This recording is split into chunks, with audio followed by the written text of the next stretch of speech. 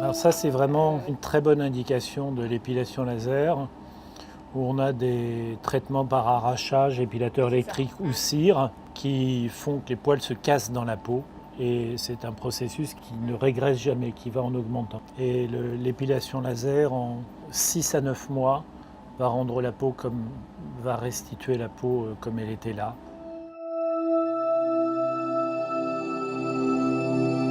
Donc alors notre objectif pour obtenir une épilation définitive va être de détruire les zones germinatives qui se trouvent à la racine des poils, qui entourent la racine des poils et qui sont susceptibles de les alimenter. Pour qu'elles soient détruites, on doit chauffer à une centaine de degrés toute cette zone de manière à ce qu'elle se transforme effectivement en tissu cicatriciel. Montrez-moi vos aisselles s'il vous plaît. Des poils noirs foncés, c'est très bien, très bon augure. Plus le poil est foncé, plus il est chargé en mélanine, plus il est noir, plus il va absorber la lumière du laser. Et moins le laser aura besoin d'être réglé fort. Pour obtenir une température élevée, il faut soit un poil foncé, soit un laser très puissant et réglé au maximum de sa puissance. Plus le poil est gros, plus il sera facile à supprimer.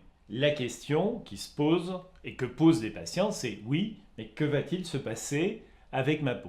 Alors il y a un facteur qui est extrêmement efficace, c'est le froid que nos appareils mettent sur la peau, parce qu'on projette sur la peau 1000 litres d'air à moins 30 degrés par minute, ce qui permet de refroidir la peau et d'éviter qu'elle ne chauffe trop quand on va chauffer le poil en augmentant les doses du laser.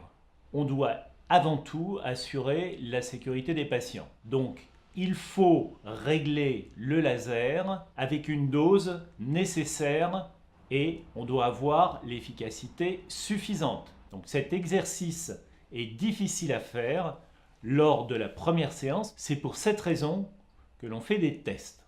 Vos jambes, c'est des bons candidats. Les cuisses, je ne sais pas si ce sont ou pas des bons candidats. On en saura plus quand on aura fait le test.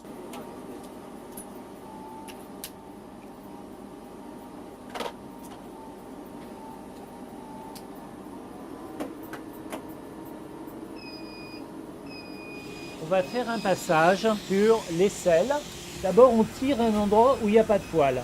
Est-ce que vous sentez quelque chose? Un petit peu. Ok. Ensuite, là, on tire sur les poils. Alors, soufflez fort. Le traitement réel demandera 15 secondes de plus. Vous expirez à fond, lentement. Lentement. Vous ralentissez votre respiration et vous passez le maximum de temps à souffler. Ça réduit la douleur. Quand vous inspirez, ça l'augmente. La deuxième question qui va se poser, c'est est-ce que la peau a toléré ce test? Donc pour ça, on pose des questions. Est-ce que le patient ressent des piqûres d'aiguille ou est-ce que le patient ressent une chaleur diffuse? Vous allez sentir soit une chaleur, soit des piqûres d'aiguille. Les piqûres d'aiguille, c'est vos poils qui montent à plus de 100 degrés et qui vous font comme une aiguille brûlante. Donc je fais un premier tir. Des aiguilles.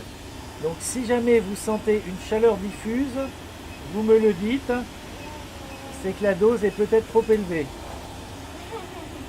Est-ce qu'on sent que des piqûres d'aiguilles? Il y a plein d'aiguilles. Alors, c'est une bonne nouvelle. Vous avez des poils assez foncés qui réagissent bien. Si le patient ne ressent pas de douleur, il y a très peu de chances pour qu'on soit efficace. Ça fait super mal, hein? Oui. Ce sera 2 à 3 fois moins douloureux avec 3 tubes d'EMLA.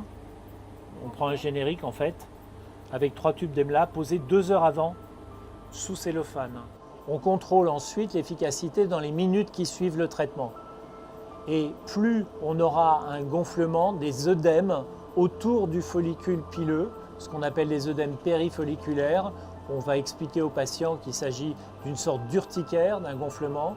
Plus ce gonflement sera précoce et plus il sera important, plus on aura été efficace. On va demander au patient de nous dire pendant combien de jours la peau est restée rouge. Si ça reste rouge 2 à 3 jours, c'est normal, on gardera la dose. Et que c'est nécessaire, on augmentera la dose.